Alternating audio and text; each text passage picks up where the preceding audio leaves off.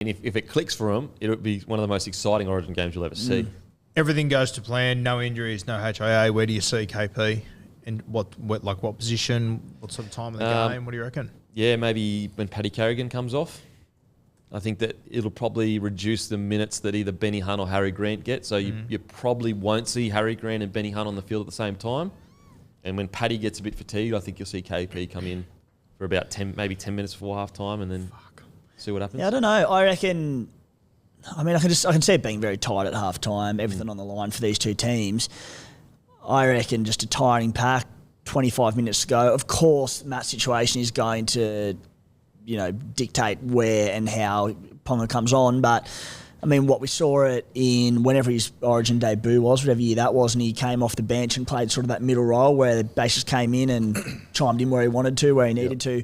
But yeah, I can all go into plan, provided it's a relatively tight game. 25 to go, tiring pack. Kalyn, come on through the middle, do your best. Okay, so nothing in the first half, you reckon? Probably not. I don't reckon it'll come on in the first half either. I think it'll be late in the game. If Queensland need to, get a few more points on the board when the Sting's gone out of the game, I don't think he'll come on in the first half. I think you're quite right, Timmy. It'll be pretty too tight around half time.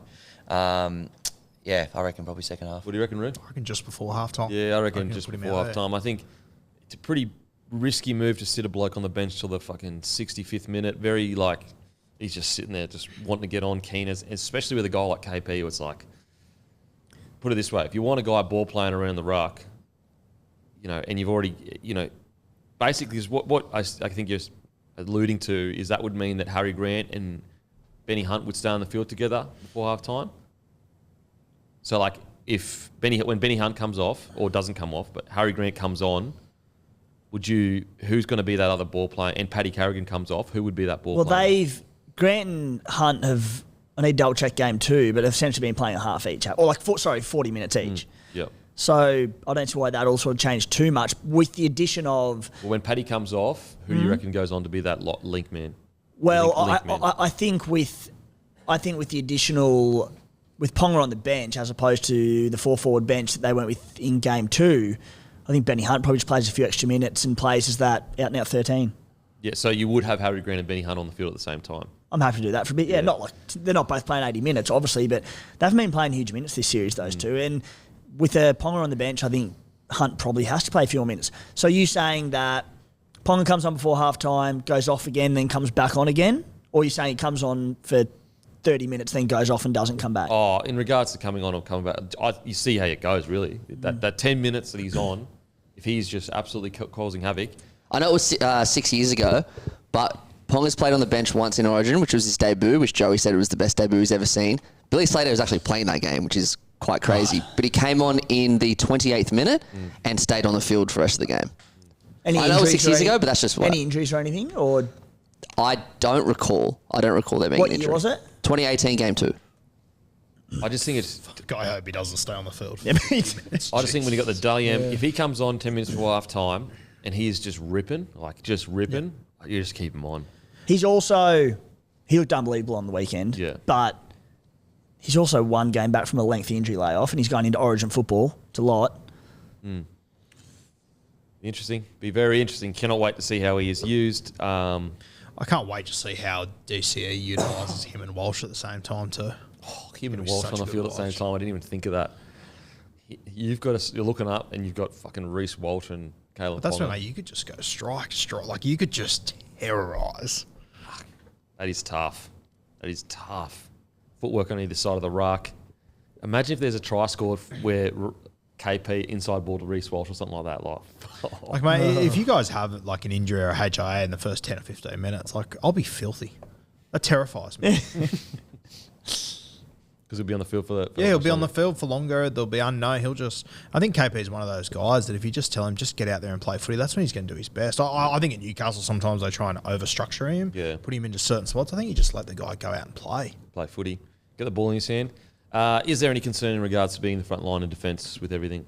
Yeah, for sure. But 80 minutes. It is. Yeah, it's Origin. You do what you got to do. Yeah, I look at the team and I go, shit, if they lose one, potentially 2 forwards in this game, you're so light on. Like all of a sudden, let's say you were to lose one early, means big minutes for both. Paddy. Well, all of them really have to lift up because, Ben Hunt's probably the one straight off the bat that probably has to play bigger minutes. Like, I think Paddy Carrigan probably gets his 65 into 70 anyway. But, yeah, if you lose a forward early... Because you're not playing Fodawaker long minutes. No, you don't want to play Mo big minutes. Felice can obviously come on and play bigger minutes, but it's... You're light on in the pack. Yeah. You can't really afford an injury there. Yeah. Maybe, one. You can cop one. If we get two. If you get two, it's shit. very concerning. And as you said with Ponga, sure, it's all good to look at the excitement of Ponga coming in and what he can do. At the end of the day, he's a fullback defending probably in the middle in Origin. Yeah. That's a risk. Yeah. You look at like Spencer Len, you coming onto the field running at Kalyn Ponga through the middle. Have fun with that. Yeah. And because you'd have injuries, you'd probably have Benny Hunt on as well. So your middle would be, you'd have Hunt, Grant, and KP. It'd be like the smallest middle in the history of Origin. And that's her as well. And we'll get to the New South Wales side soon, but I think you know what? They'd defend him on an edge. They'd move into an edge. They'd move to an edge, yeah. I don't think he'd defend through the middle. But you look at the New South Wales side, like adding Mitch Barnett, another genuine middle forward as well. Yeah. It could be the difference there. We'll get to New South Wales. I feel sorry for Olakwata because I didn't think he actually played that bad, but I do think the fast track with Barnett off the bench is a smart decision. Yeah, I think similar to Hudson Young, similar to Cam McInnes, he didn't deserve to get dropped, but I think it makes most sense for this game. All right, boys. Anything else on the Queensland? I mean, I tell you what, I'd love to get your feelings on how much of a favourite you think they are. For me, I have New South Wales as favourites heading into the game, and it's not a piss take or whatever. It's looking at how many good minutes of rugby league have been played by either side in Game 1 and Game 2, and Queensland have yet to play a longer spans than maybe 10 minutes of good footy in both games. I've got New South Wales as favourites.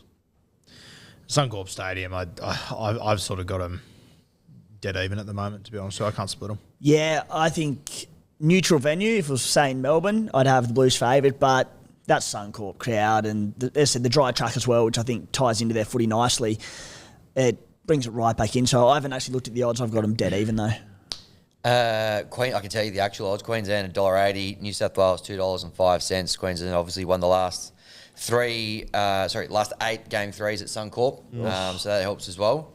I don't know, I think maybe the way that New South Wales played last game, I'd probably have it a bit closer to even, or maybe New South Wales slight favourites as well. Maddie? I think those odds are bang on, to be honest. New South Wales haven't won at Suncorp Decider since Andrew Johns. We've only done it twice. The other one was in 1992 or something. Like, it just doesn't happen. So I think, as you said, Timmy, if it was a neutral venue, if it was at a core stadium, I'd have Blues favourites for sure. But yeah, I got Queensland as favourites. We've been burnt too many times.